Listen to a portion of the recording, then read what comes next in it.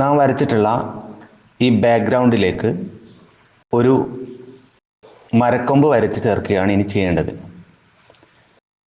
മരക്കൊമ്പ് വരച്ച് ചേർക്കുന്നതിനായി പുതിയൊരു ലെയർ നാം ക്രിയേറ്റ് ചെയ്യേണ്ടതുണ്ട്. അതിനായി വലത് ഭാഗത്തുള്ള ലെയർ പാലറ്റിലെ പ്ലസ് എന്ന ബട്ടൺ ക്ലിക്ക് ചെയ്യുക. പെയിന്റ് ലെയർ എന്ന് പറഞ്ഞൊരു പുതിയ ലെയർ ഇവിടെ നിങ്ങൾക്ക് കാണാം. ഇവിടെ ഡബിൾ ക്ലിക്ക് ചെയ്ത് ബ്രാഞ്ച് എന്ന് പേര് കൊടുക്കാം.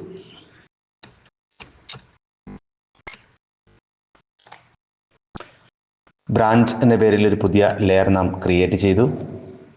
അതിനുശേഷം ബ്രാഞ്ച് വരയ്ക്കുകയാണ് വേണ്ടത്.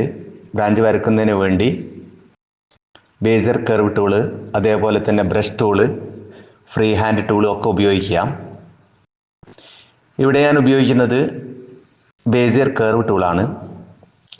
മരത്തിൻ്റെ കളറ് ഒരു ബ്രൗൺ കളറാണ്, അതുകൊണ്ട് തന്നെ ഒരു ബ്രൗൺ കളർ ഞാൻ ഇവിടെ നിന്ന് സെലക്ട് ചെയ്യുന്നു. കളർ പാലറ്റിൽ വന്നതിന് ശേഷം ഒരു ബ്രൗൺ കളർ ഇവിടെ നിന്ന് സെലക്ട് ചെയ്തതിന് ശേഷം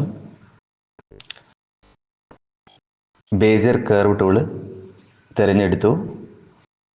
ബ്രാഞ്ച് വരക്കാൻ തുടങ്ങുന്നു. ഇടത് ഭാഗത്ത് നിന്ന് ജസ്റ്റ് ക്ലിക്ക് ചെയ്തുകൊണ്ട് നമുക്ക് ബ്രാഞ്ച് വരച്ചു തുടങ്ങാം.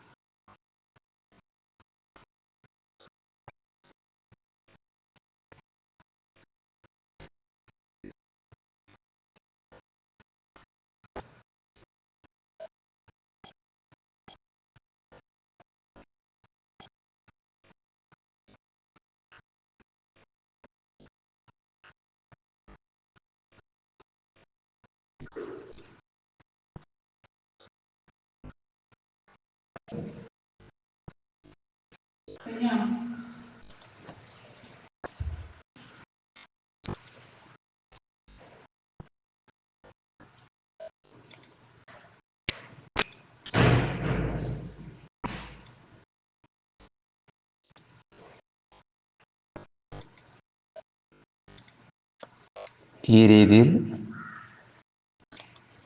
ഡ്രോ ബേസിയർ കർവ് ടൂൾ ഉപയോഗിച്ച് നമുക്ക് വരച്ചു ചേർക്കാൻ സാധിക്കും.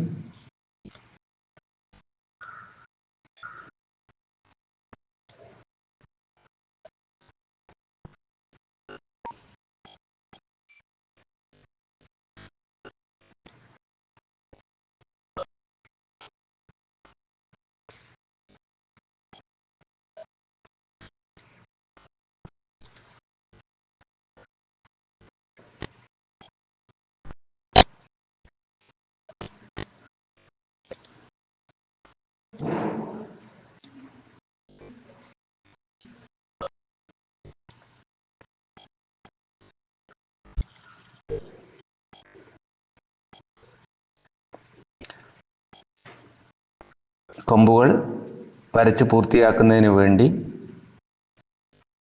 തുടങ്ങി വെച്ചിട്ടുള്ള ഭാഗത്ത് ഡബിൾ ക്ലിക്ക് ചെയ്യുക. ഇനി നാം ഇവിടെ ഈ കൊമ്പിന് നിറം നൽകേണ്ടതുണ്ട്, ഫിൽ കളർ നൽകേണ്ടതുണ്ട്. ഫിൽ കളർ നൽകുന്നതിന് വേണ്ടി ബ്രഷ് ടൂൾ ഉപയോഗിക്കുകയോ ഫിൽ ടൂൾ ഉപയോഗിച്ച് ഫില്ല് ചെയ്യുകയോ ഒക്കെ ചെയ്യാം.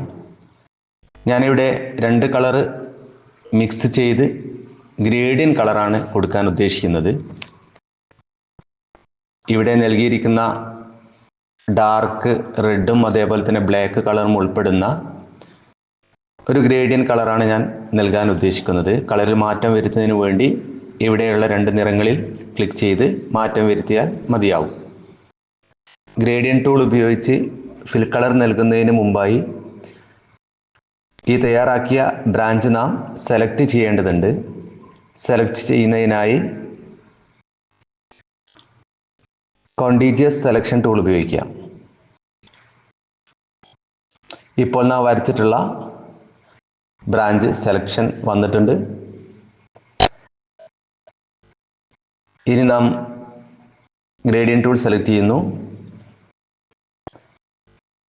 ഈ ബ്രാഞ്ചിനുള്ളിലായി ക്ലിക്ക് ആൻഡ് ഡ്രാഗ് ചെയ്യുക.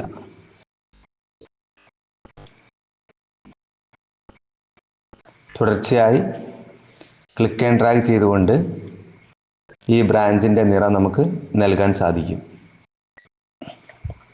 ഇനി ഇവിടെ സെലക്ഷൻ ഒഴിവാക്കുന്നതിന് വേണ്ടി സെലക്ട് മെനുവിലെ ഡീസെലക്ട് ക്ലിക്ക് ചെയ്യുന്നു. ഇപ്പോൾ നാം ബ്രാഞ്ച് തയ്യാറാക്കി കഴിഞ്ഞു. ഇത് നമുക്ക് സേവ് ചെയ്യാം. ഫയൽ, സേവ് ബട്ടൺ ക്ലിക്ക് ചെയ്തുകൊണ്ട് ഇതുവരെയുള്ള വർക്ക് നമുക്ക് പൂർത്തീകരിക്കാം.